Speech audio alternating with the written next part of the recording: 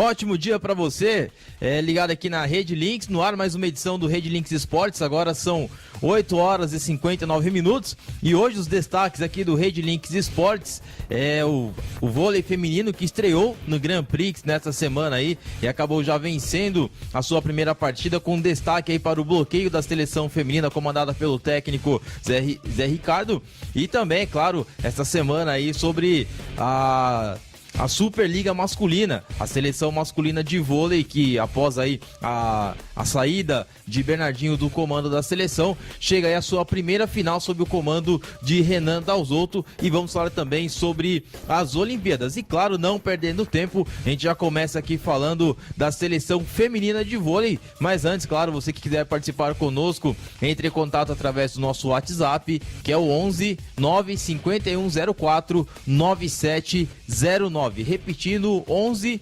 95104 9709. Mandando aí sua mensagem com o seu recado, sua pergunta, sua participação, colocando sempre no início da mensagem o seu nome e de onde você está falando também. Começando aqui falando sobre o vôlei feminino, né? O bloqueio das meninas ontem se destacou na sua primeira vitória, que foi diante da Bélgica.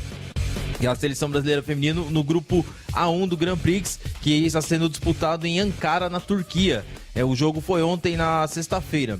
As comandadas de José Roberto, eu falei Zé Ricardo, acabei confundido, José Roberto Guimarães, deram alguns sustos, principalmente nos finais dos sets, mas venceram a Bélgica por 25-22, 25-23 e 25-17. O principal fundamento do Brasil nessa partida foi o bloqueio, que garantiu 15 pontos.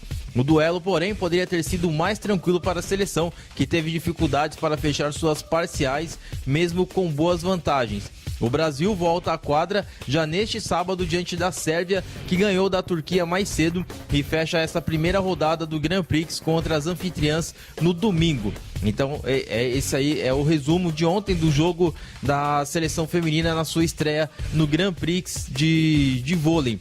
E continuando ainda falando de vôlei, vamos falar aqui da seleção masculina, que se classificou ontem, né, diante dos Estados Unidos para a final da Superliga, algo assim que todos esperavam, claro, um dos primeiros resultados, pode-se dizer um bom resultado do trabalho do novo técnico Renan Dalzotto, que acabou assumindo a seleção masculina após a saída do técnico Bernardinho.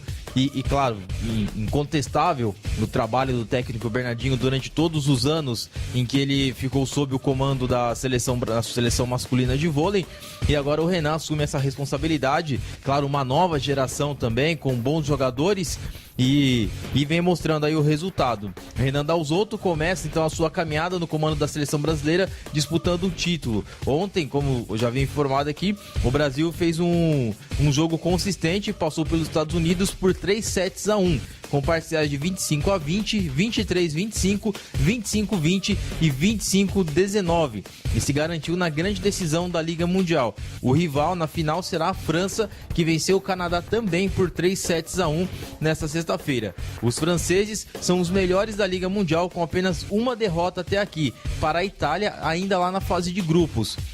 Diante dos Estados Unidos, o Brasil fez um dos seus melhores jogos nessa fase final. Praticamente só ficou atrás do placar no segundo set, no qual de fato acabou derrotado. Mesmo assim, buscou o poder de reação na parcial para seguir com o ritmo no resto da partida. O grande destaque do jogo, mais uma vez, foi o Wallace com 18 pontos. Desta vez, porém, o time também teve grande ajuda improvável.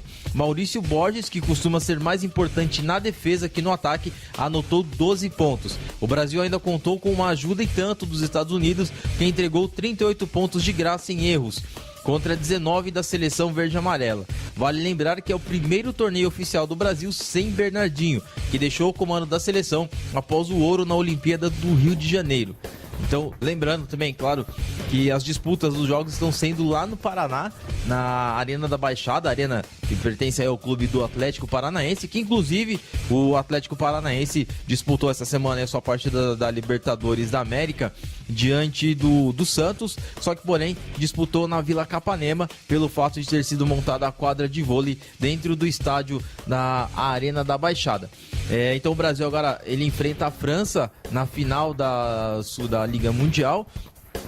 E claro, cria sim essa expectativa enorme diante dos torcedores por conta do que o Brasil vem apresentando o vôlei, embora o próprio técnico Renan Dalzotto ele tenha notado sim um alto e baixo da seleção ao longo do jogo diante da Rússia. Ele mesmo, próprio em entrevista, acabou dizendo aí que notou essa oscilação da seleção brasileira. Ele elogiou bastante o início da equipe, porém ele analisou assim a sua própria equipe com altos e baixos diante da Rússia. Ele disse o seguinte, né? O Brasil sofreu, mas venceu a Rússia por 3-2 na última quinta-feira, na fase de grupos das finais da Liga Mundial de Vôlei. Após a partida, o técnico Renan Dalzotto analisou o resultado e admitiu que a seleção teve muitos altos e baixos durante o jogo.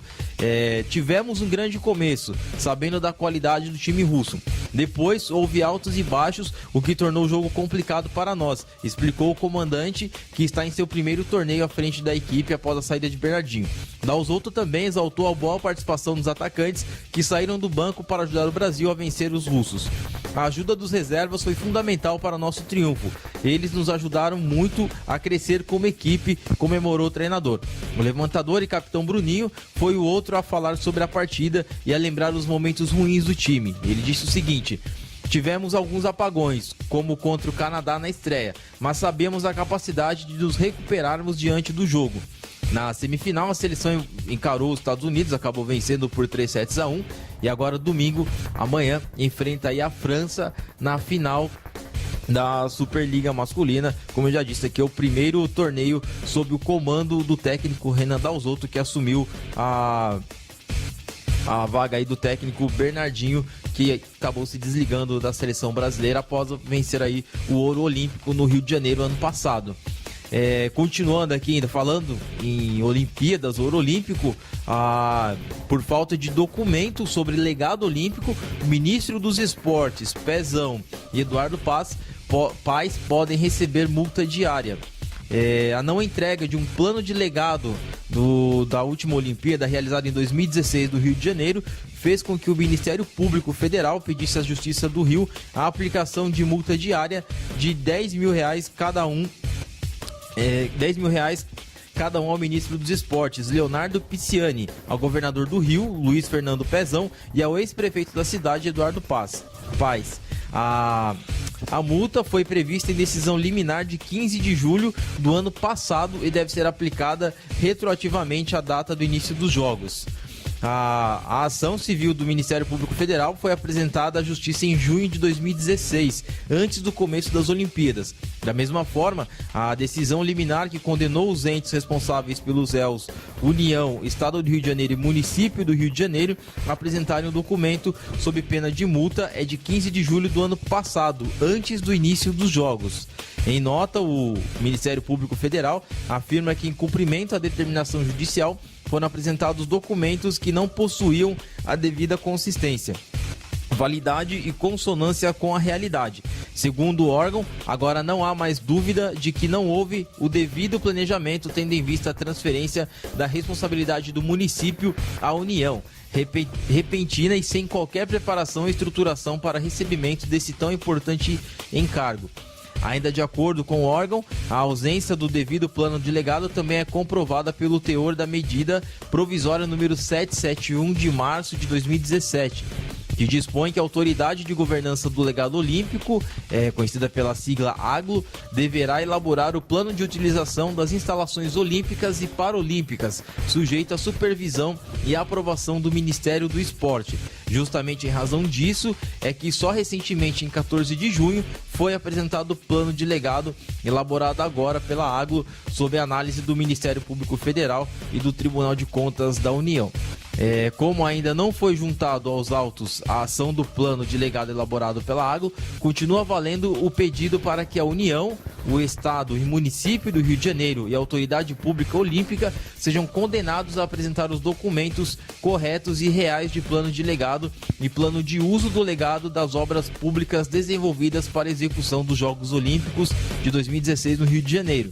Os planos devem informar a relação dos equipamentos que foram adquiridos com verba pública para uso nas Olimpíadas e das obras construídas ou reformadas com verba pública, indicando a sua destinação final no legado e os benefícios à sociedade de forma individualizada, a identificação do ente público ou privado responsável pela destinação de cada empreendimento e privado, no caso de insucesso das licitações, indicação da entidade pública que ficará responsável pela gestão e administração dos espaços ou se haverá contratação direta, os custos previstos de manutenção dos espaços e equipamentos de forma detalhada, a forma de gestão de cada empreendimento e sua finalidade após a realização dos Jogos Olímpicos e os benefícios esperados com o legado à sociedade e à administração pública.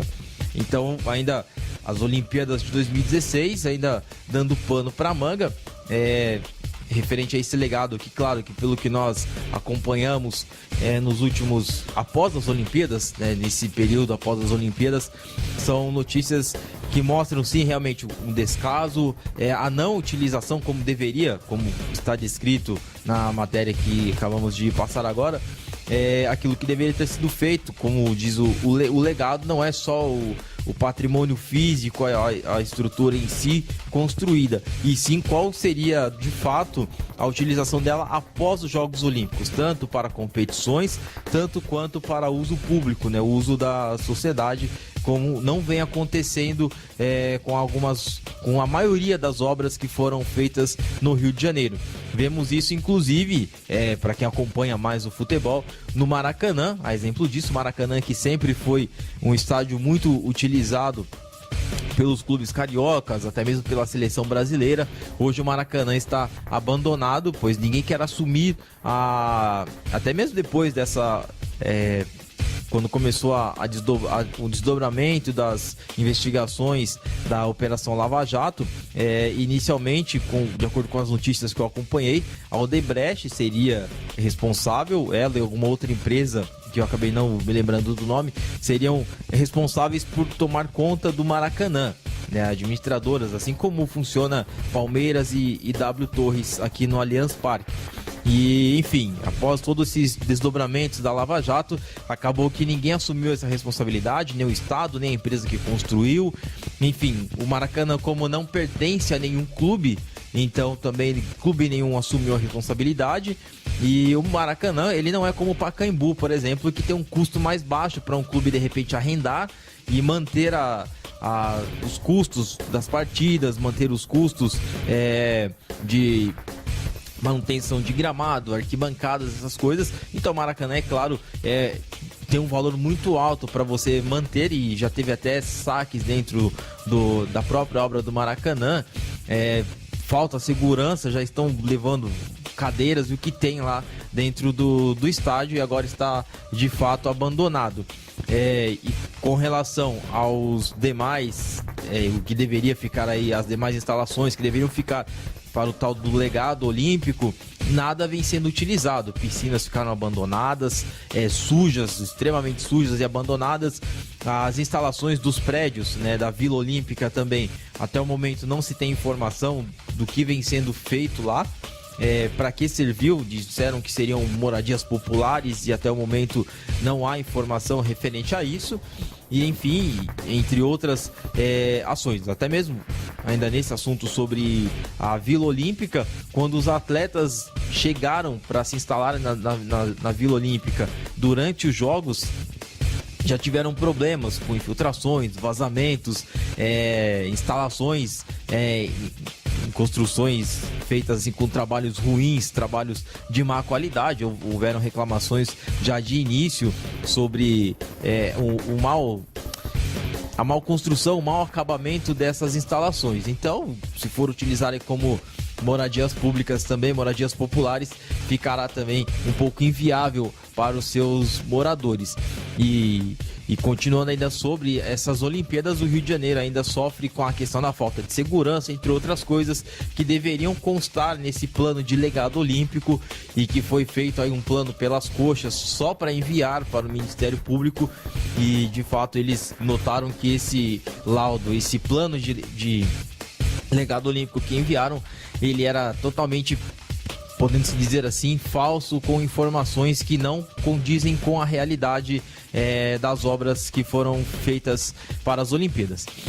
Continuando agora falando sobre esportes, daqui a pouco a gente já começa a falar do Campeonato Brasileiro, que este final de semana tem rodada, mas antes vamos falar da Libertadores da América, do Santos, Palmeiras jogaram pela Libertadores, o Palmeiras jogou fora de casa, o Santos também, o Palmeiras, claro, jogou um pouco mais longe, jogou lá diante do Barcelona de Guayaquil e acabou sofrendo a derrota aí por 1-0. Claro que tendo em vista a atual condição do Palmeiras, os jogos que vêm sendo feitos dentro dos seus domínios aqui no Allianz e com o elenco que tem, comparado ao time e ao futebol que eu vi que apresentou esse Barcelona, o Palmeiras realmente tem muitas chances de se classificar e reverter esse placar, até porque é um placar de 1-0. Já o Santos enfrentou o Atlético Paranaense, como eu havia informado agora há pouco, o Atlético Paranaense não jogou na sua arena, na Arena da Baixada, por estar sediando os jogos da Liga Mundial de Vôlei Masculino, acabaram jogando no estádio da Vila Capanema, que também fica no Paraná, mas não pertence ao Atlético Paranaense, e o Santos levou a melhor vencendo aí por 3-2. E o Botafogo também, outro clube brasileiro aí que vem sofrendo com elenco reduzido, com perda de jogadores, vem seguindo bem na Libertadores da América, venceu o Nacional do Uruguai e já está muito próximo aí de vaga nas quartas de final da Libertadores. Só um detalhe aqui do Botafogo, o Botafogo é um clube aí que muita gente não acreditava que poderia chegar. Ano passado, quando o técnico Ricardo Gomes estava sob o comando do Botafogo, acabou deixando o Botafogo para assumir o São Paulo, deixou o Botafogo numa situação ruim no campeonato, ali próximo, ou se eu não me engano, já na zona de rebaixamento, e o Jair Ventura, que era auxiliar, acabou assumindo o comando do time do Botafogo e levou o Botafogo aí até a 6ª colocação, levando o Botafogo aí a pré-Libertadores, em seguida a Libertadores na fase de grupos, e agora aí está muito próximo das quartas de final.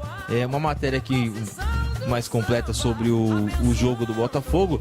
O Botafogo ele venceu lá no Uruguai, no estádio Gran Parque Central, e conseguiu uma importante vitória por 1-0 diante do Nacional, no jogo de ida das oitavas de final da Copa Libertadores da América. Foi na quinta-feira a partida. O João Paulo marcou o gol do Botafogo aos 37 minutos do primeiro tempo. Após um chute forte de Bruno Silva, a bola explodiu na zaga adversária e sobrou para o João Paulo dar um leve toque para o fundo da rede. Com este resultado, o Botafogo pode até empatar o jogo de volta no dia 10 de agosto no Engenhão, que mesmo assim ainda avança para as quartas de final da Copa Libertadores. O clube carioca não fica entre os 8 melhores da Libertadores desde 1963, há 54 anos, quando foi até a semifinal, liderado por Garrincha, Nilton Santos, Zagallo e companhia, em sua primeira participação na competição, sucumbindo diante de Santos de Pelé. Debaixo de muita chuva e temperatura baixa, Nacional e Botafogo começaram a partida com muita disposição. O time uruguaio marcava a saída de bola, tentando dificultar a troca de passes da equipe carioca. Aos 3 minutos, a equipe uruguaia criou a primeira chance. Vildez fez ótima jogada pela direita e cruzou. Emerson Silva não conseguiu cortar e atrapalhou Gatito Fernandes, mas Arnaldo chegou antes de Ramírez e aliviou o perigo. Logo depois, Vildez arriscou a intermediária e Gatito Fernandes defendeu com segurança. O Nacional ficava mais tempo com a bola e Vildez era o encarregado de organizar as jogadas de ataque da sua equipe.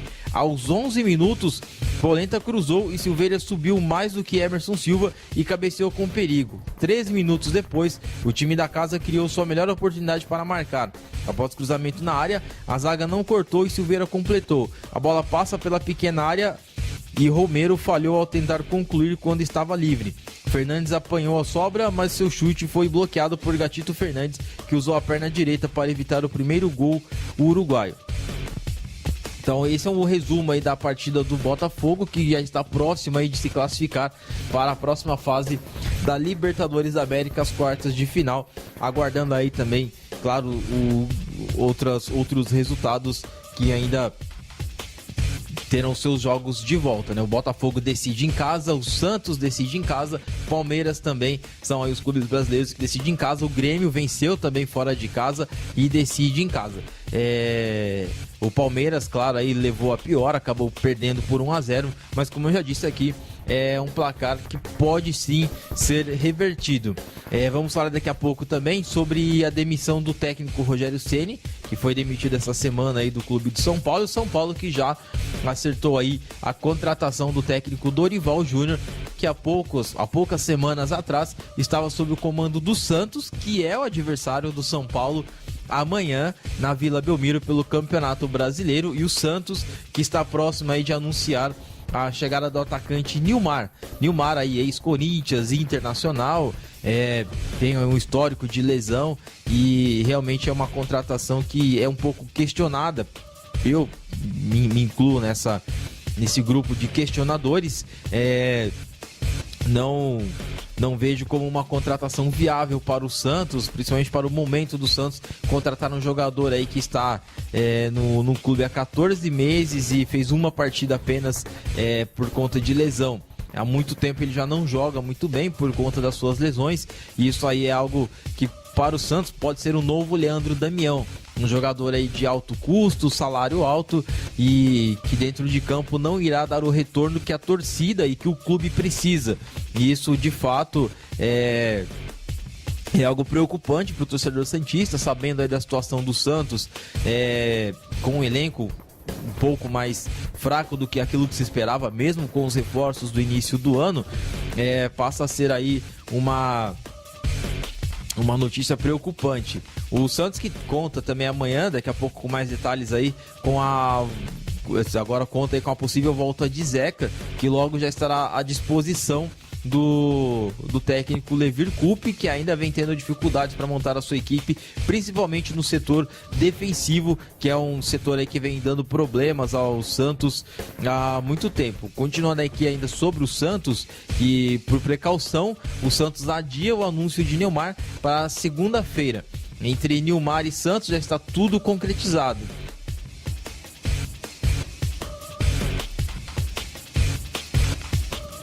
Entre Nilmar e Santos já está tudo concretizado. O atacante foi ao CT Rei Pelé nessa sexta-feira, já acertou o contrato válido até dezembro de 2018 e até chegou a fazer algumas atividades na academia.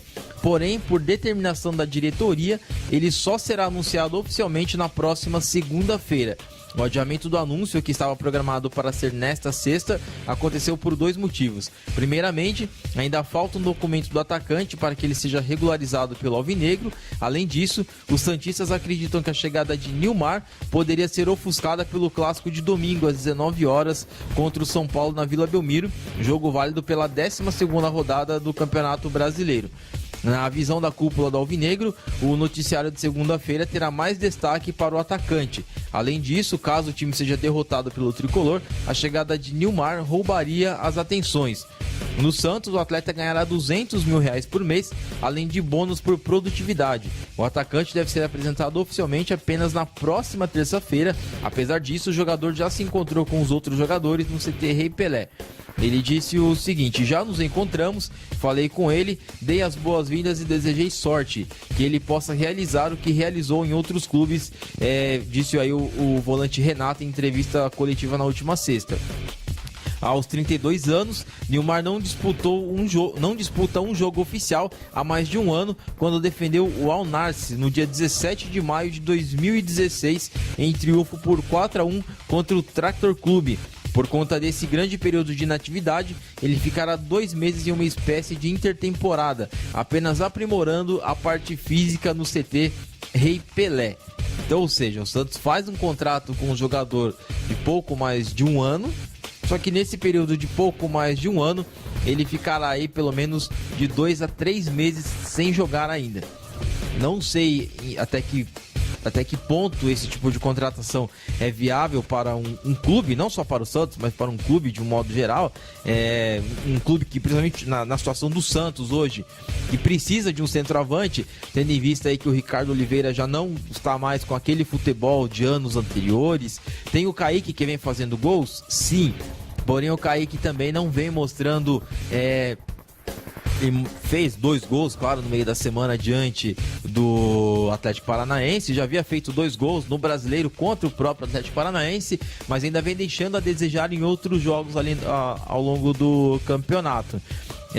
O Vitor Bueno, outro atacante do Santos, não atacante de área, claro, como é o caso do Nilmar, do Kaique e do Ricardo Oliveira, como eu já havia dito, mas é um atacante ali que ajuda muito o Santos. E o Santos tem o Vladimir Hernandes, que é outro atacante rápido também, que pode jogar pelos lados, que não vem sendo aproveitado na equipe. Então o Santos, com todos esses problemas, creio eu que poderia sim ter optado por uma outra contratação, um outro centroavante, até mesmo dentro da própria equipe, nas categorias de base do Santos, que todo mundo sabe que é uma das melhores do Brasil, se não a melhor do Brasil. Poderia aí buscar algum menino na categoria de base e assim conseguir montar um bom ataque.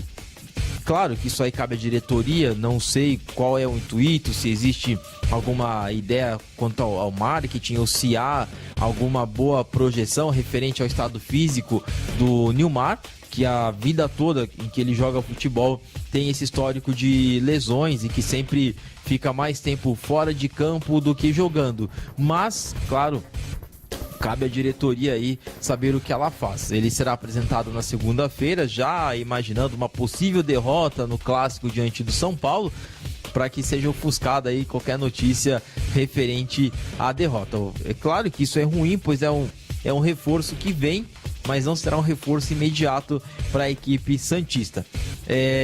Daqui a pouco a gente volta para falar mais aqui de futebol ainda, e vamos falar do São Paulo, da demissão do técnico Rogério Ceni, da contratação do técnico Dorival Júnior, e vamos falar também aí do Corinthians que enfrenta a Ponte Preta neste final de semana, e vamos falar aí do Palmeiras também, que segue aí na busca aí atrás do líder Corinthians. Agora são 9h26, daqui a pouco o Rede Links volta com todas as informações dos clubes no Campeonato Brasileiro.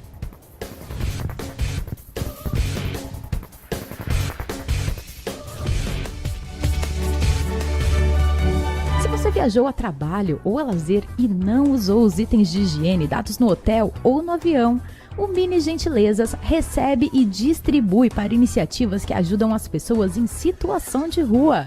O Mini Gentilezas faz parte da ONG Argilando, que apoia e distribui essa ideia. Mas atenção, só são aceitos itens de higiene pessoal.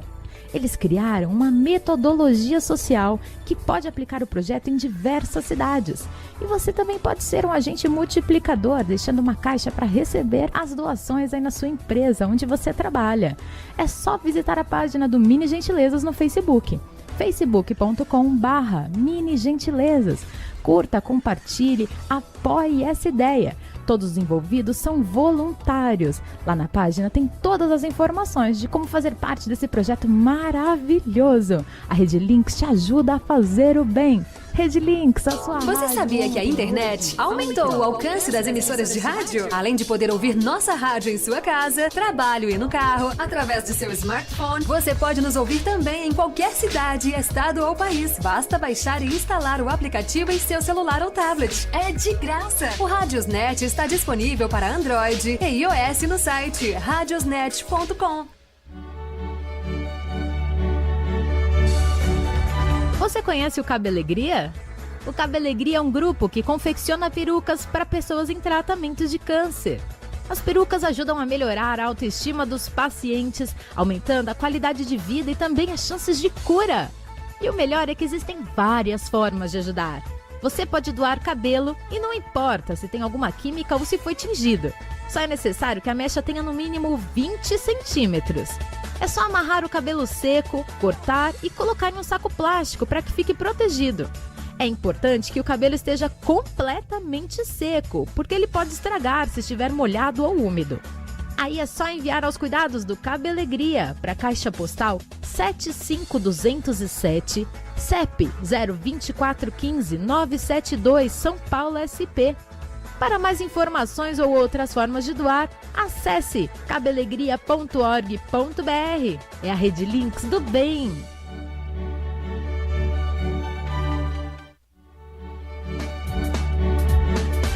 sabia que dá para ouvir a Rede Links pelo site redlinks.vai.lá e também por aplicativos? Sério? Quais aplicativos? Tem o TuneIn, o iRádios, o Rádios Brasil, o Rádiosnet e também o site radios.com.br. Você escolhe o seu aplicativo preferido e busca por Rede Links. Tudo junto, separado, não importa. Se você não conseguir encontrar, entre no nosso site redlinks.vai.lá e clique em sites e aplicativos parceiros no menu. Lá está explicado passo a passo para você não perder nenhum segundo da sua programação favorita, quando e onde quiser.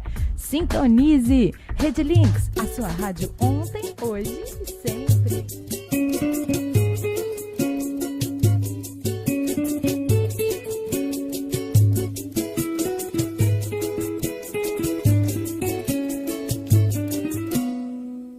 Junta tudo que é seu e vai embora, por favor. Não tem perdão, eu não aceito traição. Você tinha de tudo de mim, era meu exclusivo no amor, mas caiu como estrela cadente, céu azul que nublou de repente.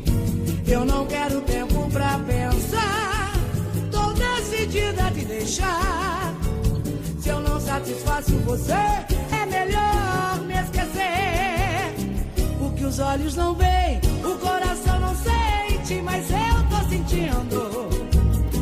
Eu nunca quis pensar e nem imaginar que estava me traindo. Aceito sua bebida, sua mixaria, mas a traição, essa não. É um veneno e mata, e matou o amor que eu tinha por você no coração. O que os olhos não veem, o coração não sente, mas eu tô sentindo. Eu nunca quis pensar e nem imaginar que estava me traindo. Aceito sua bebida, sua mixaria, mas a traição é um veneno e mata, e matou o amor que eu tinha por você no coração. Junta tudo que é seu e vai embora, por favor. Não tem perdão, eu não aceito traição. Você tinha de tudo de mim, era meu exclusivo no amor, mas caiu como estrela cadente, céu azul que nublou de repente. Eu não quero tempo pra pensar, tô decidida de deixar. Se eu não satisfaço você, é melhor me esquecer. O que os olhos não veem, o coração não sente, mas eu tô sentindo. Eu nunca quis pensar e nem imaginar que estava me traindo. Aceito sua bebida, sua mixaria, mas a traição não. É um veneno e mata, e matou o amor que eu tinha por você no coração. O que os olhos não veem, o coração não sente, mas eu tô sentindo. Eu nunca quis pensar e nem imaginar que estava me traindo. Aceito sua bebida, sua mixaria, mas a traição ainda é um veneno e mata, e matou o amor que eu tinha por você no coração. Junta tudo que é seu e vai embora, por favor.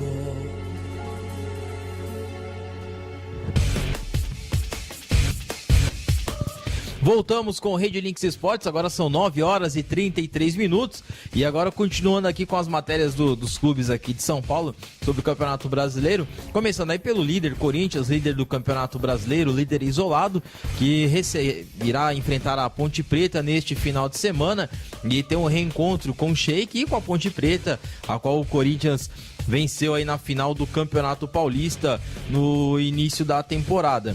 O Corinthians, que segue como líder, venceu na última rodada, venceu aí a sua última partida e segue agora aí atrás para distanciar-se ainda mais no campeonato, né? O Corinthians que venceu o Botafogo em Itaquera na semana passada por 1-0, né? Aquele jeito que o Corinthians costuma jogar no sufoco, mas é o que vem dando resultado. E o Corinthians tem aí nesse final de semana a volta de Romero e Léo Príncipe na vaga de Fagner. Sem surpresas, o Corinthians está escalado para enfrentar a Ponte Preta na noite deste sábado em Itaquera. O técnico Fábio Carilli confirmou as presenças de Léo Príncipe na lateral direita e de Romero no ataque no treinamento da véspera da partida no CT Joaquim Grava. O técnico ele informou o seguinte: o Romero é o titular da equipe desde o começo do ano. A volta dele é natural, assim como a entrada do Léo Príncipe, que só não jogou quando o Fagner estava na seleção brasileira porque se machucou. Disse Carilli que precisou recorrer à improvisação do volante Paulo Roberto nesse período. Romero cumpriu suspensão automática na vitória por 1-0 sobre o Botafogo na rodada passada no Campeonato Brasileiro, também em casa, na ocasião em que foi substituído pelo meia Cleison. Já Léo Príncipe, recém-recuperado de um estiramento muscular na coxa esquerda, ganhou nova oportunidade de atuar porque o titular Fagner acumulou o 3º cartão amarelo. O Léo Príncipe é um jogador de velocidade que gosta de chegar mais à frente, enquanto o Fagner é um construtor de jogadas atuando como um meia. Com o Léo não temos tanta combinação, mas ganhamos mais chegada, comparou Fábio Carilli. A formação do Corinthians para enfrentar a Ponte Preta é a seguinte: Cássio, Léo Príncipe, Balbuena, Pablo e Guilherme Arana, Gabriel, Maicon, Jadson, Rodriguinho, Romero e Jô. Então essa é a equipe aí do Corinthians, equipe que mudou pouquíssimo, claro, nas últimas partidas, vem mudando tanto, muda pouco quando entra jogadores, como é o caso do Léo Príncipe, muda pouco no papel e muda pouco também na sua atuação dentro de campo. O Corinthians então aí que irá receber a Ponte Preta aí que agora conta aí com o Emerson Sheik que, claro, os corintianos lembram muito bem, é um ídolo aí da equipe, principalmente na conquista na Libertadores da América em 2012 e, claro, também um jogador aí fundamental na conquista aí do Mundial ao lado de Guerreiro e outros jogadores que estavam naquela ocasião. Então o Corinthians ainda segue como líder do campeonato e semana passada acabou vencendo o Botafogo, e o Grêmio, que poderia se aproximar ou manter a distância de 3 pontos, acabou aí se complicando diante do Palmeiras, perdendo por 1-0 no Pacaembu e se distanciou ainda mais do líder Corinthians. Continuando aqui sobre as matérias, falando aqui ainda dos clubes paulistas, o Palmeiras, que tem o Borja como dúvida, já tem aí o técnico Cuca, ainda tem algumas dúvidas para a escalação da equipe para este final de semana. O Cuca aí que vem de uma derrota na Libertadores diante do Barcelona na última quarta-feira, Barcelona de Guayaquil, tá? Não é o Barcelona da Espanha. O técnico Cuca, como muitas pessoas disseram, claro, se fosse Eduardo Batista, como seria a reação da mídia, como seria a reação da torcida? Mas, como é o Cuca, claro que ainda existe uma certa paciência. O Cuca ele ainda não dá pistas sobre a escalação do jogo deste final de semana, que é contra o Cruzeiro. O Borja ainda é dúvida para esse confronto, que vale pela 12ª rodada. Após o treinamento da última sexta, o técnico Cuca evitou dar pistas sobre a escalação para o duelo com o time mineiro e disse que o colombiano pode acabar vetado. Escalado como titular contra o Barcelona de Guayaquil, o atacante permaneceu em campo até os 33 minutos do segundo tempo no Equador. Pouco participativo, o centroavante colombiano foi sacado para a entrada de Queno após uma atuação apagada pela Copa Libertadores. Não sei, disse Cuca, quando questionado se pretende manter Borja como titular. Ele ficou ontem até a meia-noite no hospital com uma inflamação intestinal, passou mal no aeroporto e até deixou o passaporte. Vamos ver amanhã se estiver melhor, afirmou aí o comandante da equipe. Com o filho ainda internado após sofrer um acidente doméstico, o meia Alejandro Guerra ainda não esteve na academia de futebol nesta sexta-feira e deve desfalcar a delegação no confronto com o Cruzeiro. Indagado se planeja improvisar Zé Roberto na meia, Cuca desconversou. O Palmeiras treina pela última vez antes de enfrentar o Cruzeiro na manhã deste sábado na Academia de Futebol. No ensaio derradeiro, Cuca planeja acertar o time para enfrentar o Cruzeiro, levando em conta o estado físico de cada atleta. O zagueiro Juninho, suspenso, está fora. Vamos analisar e levar o que temos de melhor para formar um time forte, declarou Cuca. Não podemos correr o risco de perder atletas por lesão. Se o cara estiver cansado, você não pode exigir que ele renda 100%. Mas, às vezes, tem que ir no coração. Precisa buscar força na alma para fazer um bom jogo. O confronto entre Palmeiras e Cruzeiro está marcado para as 16 horas de Brasília, neste domingo, no estádio do Mineirão. Com 19 pontos ganhos, 10 a menos que o líder Corinthians, o time alviverde ocupa o 4º lugar e vem de 4 vitórias consecutivas. Sobre o assunto Diego Souza, que ainda, claro, diz respeito ao Palmeiras, interessado em tirar o meio atacante Diego Souza do Sport, o Palmeiras vem protagonizando uma arrastada negociação. Nessa sexta-feira, o técnico Cuca evitou falar sobre a possibilidade de ver a novela terminar com a chegada do jogador de 32 anos de idade. Não tem mais nada para falar. Estou pensando nos jogadores que tenho aqui, em procurar melhorar a cada dia com os jogadores que tenho. Sinceramente, não estou mais pensando na possível chegada de Diego Souza, disse o comandante palmeirense. Diego Souza já disputou 6 partidas com a camisa do Sport na edição de 2017 do Campeonato Brasileiro. Se entrar em campo no duelo contra o Coritiba, marcado para as 20 horas de Brasília, de segunda-feira no Couto Pereira, o atleta não poderá defender outro clube. Questionado sobre eventuais lacunas no elenco, Cuca negou.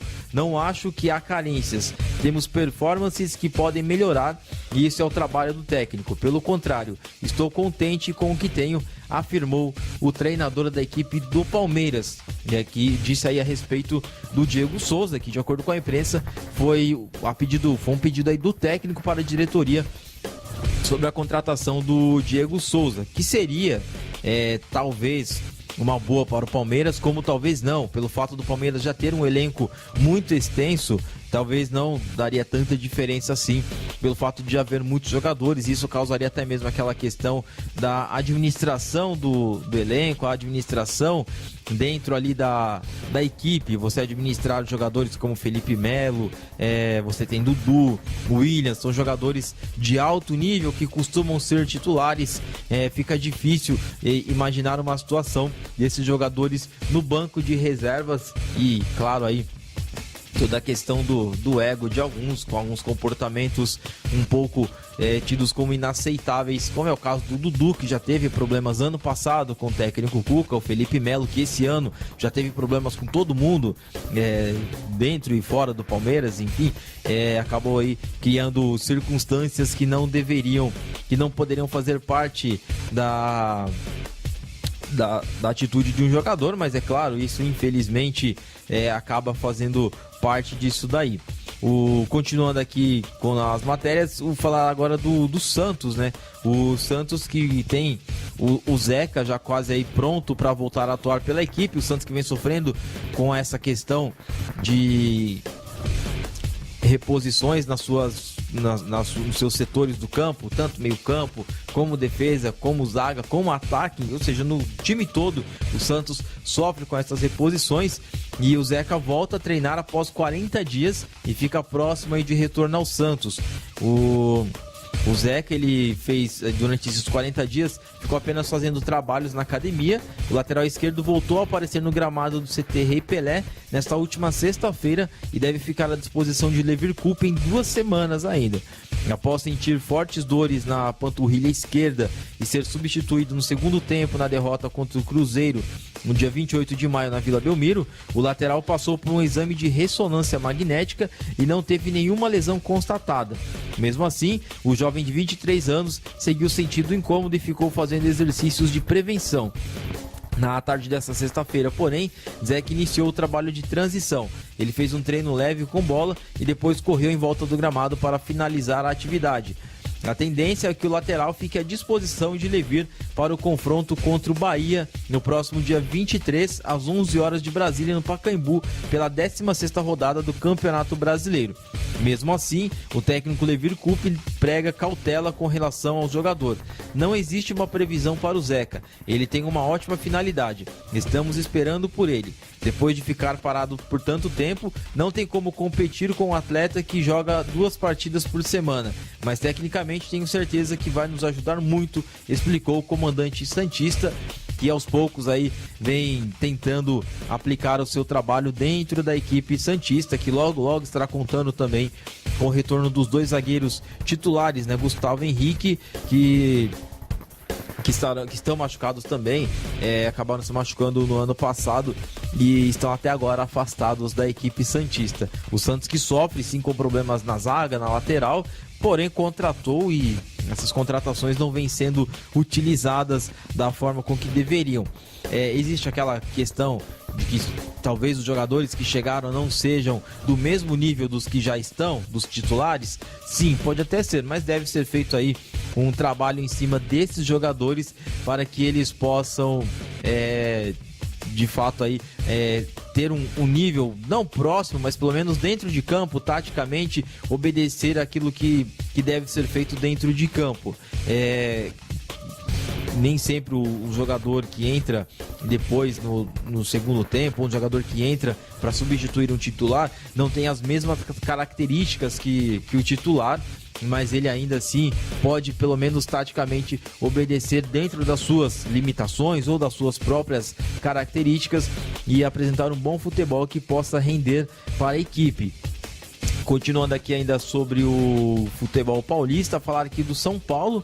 O São Paulo que esta semana se despediu mais uma vez, né, do Rogério Ceni. O Rogério Ceni, que havia se despedido como jogador, se despediu esta semana aí como treinador do São Paulo também. Acabou sendo demitido. Isso foi uma situação que realmente seria difícil de ser sustentada por conta dos maus resultados conquistados pelo técnico Rogério Ceni. E enfim, ele ainda postou um vídeo essa semana de apoio aos jogadores do São Paulo, com uma frase aí que chamou a atenção, que é a seguinte: ser pequeno não serve ao mundo.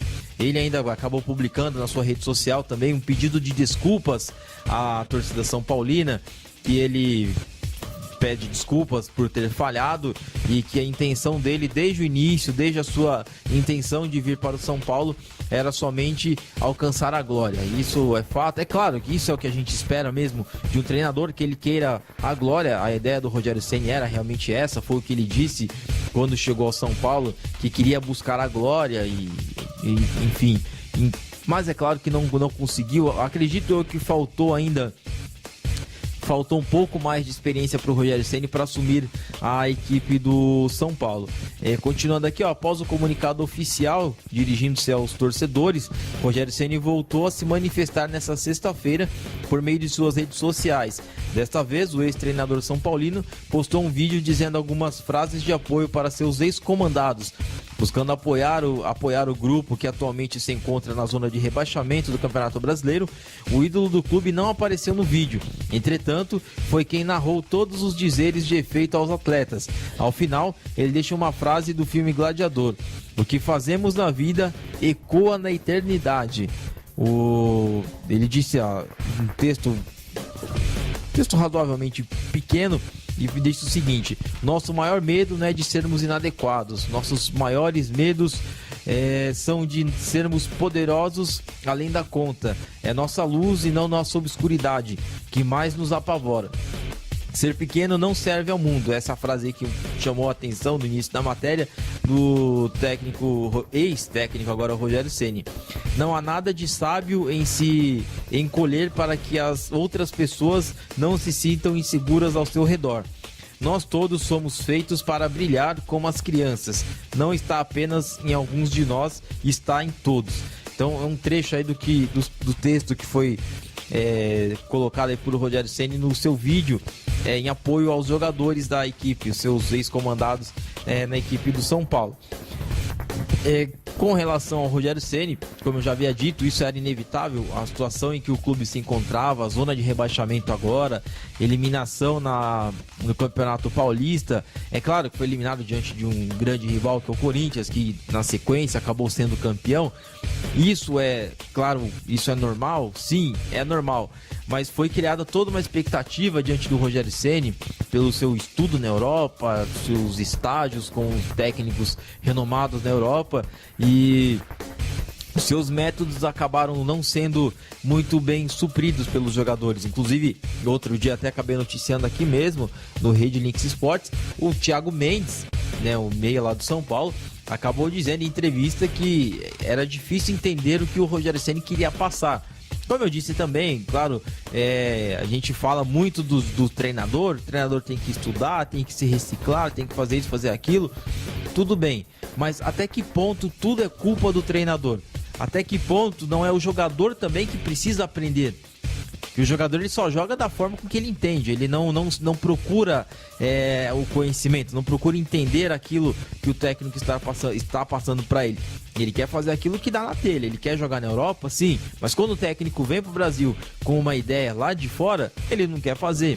Então fica muito difícil de você trabalhar assim com os jogadores, principalmente jogadores como é o Thiago Mendes, um jogador vaidoso, um jogador que em alguns momentos acha que é mais do que aquilo que realmente é. Como a própria imprensa colocou quando ele veio para o São Paulo, tanto o Thiago Mendes como o Michel Bastos, na época quando chegaram, o São Paulo é favorito para tudo que vai disputar, depois chegaram bons jogadores, enfim, toda aquela expectativa que se criaram em cima desses jogadores, e esses jogadores não são tudo isso. O Michel Bastos é um exemplo disso. Ano passado o São Paulo teve ali um pequeno momento em que parecia que seria um bom time, e foi naquele momento ali de Libertadores, enquanto tinha o Caleri, o Ganso, parecia que os jogadores iriam jogar bem, o Wesley, parecia que o Wesley acordou pra vida, e de fato foi visto que não foi bem isso. Foi um momento que o clube teve, aquele momento em que o clube foi bem na Libertadores, legal, o time de São Paulo parecia que ia deslanchar, mas o brasileiro deixou a desejar. O Ganso se machucava por nada, quando chegava no jogo na Libertadores queria jogar. Quando surgiu ali uma proposta, tá machucado, não pôde jogar contra o Nacional lá na Bolívia, quando teve o jogo lá, da Colômbia, aliás, desculpa, na Colômbia não pôde jogar, já havia perdido aqui, né, no Brasil, e no jogo de volta, no jogo de ida, aí no jogo de volta lá na Colômbia, o Ganso já não jogou porque estava machucado, enfim, e logo depois foi vendido. É estranho o jogador ser vendido machucado. Eu creio isso também, que isso é estranho. Enfim, não questionando o caráter do jogador, isso aí não interessa a mim, mas pro clube isso aí é algo que deveria ser questionado. Tá machucado por uma partida, mas na semana seguinte foi vendido. E hoje, claro, o preço que o Ganso paga é esse. Ele tá lá na Europa, tá no Sevilha e, enfim, não consegue jogar bola, não consegue, achando que lá, igual no Brasil, ele ia chegar lá e a imprensa ia ficar aos pés dele. Nossa, o Ganso é o melhor jogador que tem, o Ganso é o maestro, é jogador clássico. Ele não é tudo isso, nunca foi. Em alguns momentos sim, ele jogou bem, mas como eu sempre disse, naquele time do Santos de 2011, um passe errado que você dava, tinha jogador para receber a bola, tinha muito cara correndo naquele time, tinha muito jogador voando naquele time, então ficava mais fácil de você ser um meia, para você dar passe e criar jogadas. E esse tipo de jogador é o tipo de jogador que vem prejudicando o São Paulo, jogador que às vezes acha que é mais do que aquilo que realmente é. Assim como é o caso do Maicon, que ano passado ele fez chover na zaga do São Paulo, jogou até no gol em partidas em que o Denis foi expulso. Ele fez chover no gol na zaga do São Paulo e conseguiu fechar a sua contratação com o clube tricolor. Tudo bem, após isso não jogou mais nada. Esse ano, inclusive, não mostrou um bom futebol, tanto é que o São Paulo já vendeu. O Lucão demora muito tempo no São Paulo já, e você não vê ele, e nem vai ver mais, que ele não tá mais no São Paulo, já foi dispensado. Não demonstrava vontade de jogar, ele não a vontade, mas a vontade de melhorar, é isso que é o mais óbvio a se dizer. não mostrava vontade de melhorar, sempre jogando daquele jeito, dá uma pancada aqui, outra ali, falha aqui, falha ali, e nos últimos tempos vem sendo mais cobrado e achou ruim com a torcida de ter vaiado. Isso acontece, querendo ou não, a função da torcida é essa, é apoiar quando você dá motivos e vai vaiar quando você der motivos também. E infelizmente isso vai acontecer com jogador de futebol, vai acontecer com qualquer profissional que venha é claro que em outros casos você não recebe vaia, mas no caso do jogador de futebol ele será vaiado fora de campo quando ele errar em partidas consecutivas, como fez o Lucão. Errar em partidas em clássico, você num jogo que tá empatado, você tá ganhando dentro de casa e você deixa o adversário empatar, até aí tudo bem, soa como uma derrota, sim, mas ainda, até que o empate ainda é razoável, você faz um ponto e no final do jogo, um zagueiro como o Lucão vai tirar uma bola e joga no pé do centroavante adversário, aí fica difícil a torcida ter paciência com uma situação dessa. E nessa história toda, não vejo culpa só do Rogério Ceni.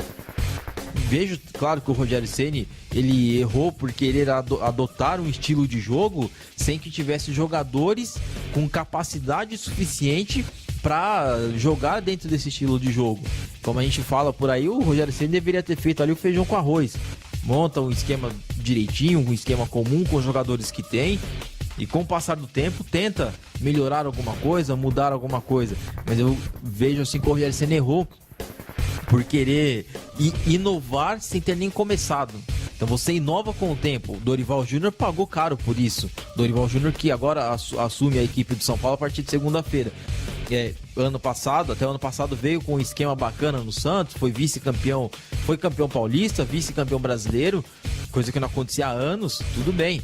Ele conseguiu ainda mostrar algum resultado sob o comando do Santos. Já no início do ano quis inovar. Então mesmo com quase 2 anos no comando da equipe, ele ainda pagou o preço por querer inovar. O Rogério Ceni pagou o preço e o preço dele é esse. Há notícias de que o Rogério Ceni estava acertando com a Chapecoense, que esta semana demitiu o técnico Wagner Mancini. Mas agora cabe aí esperar o tempo para ver o que irá se resolver aí na carreira do técnico Rogério Ceni. Agora são 9 horas e 56 minutos. Estas foram as informações de hoje do Rede Links Esportes. Semana que vem a gente volta com mais notícias para você, com mais informação. E claro, a gente aguarda aí a sua participação. Mais uma vez, agradeço o seu carinho, agradeço a sua companhia. Neste final de semana tem rodada do Campeonato Brasileiro, a 12ª rodada, e os principais times de São Paulo estarão aí dentro de campo e as notícias você acompanhou por aqui. Semana que vem a gente volta com mais informações para você. Tenham todos aí um ótimo final de semana e uma boa semana.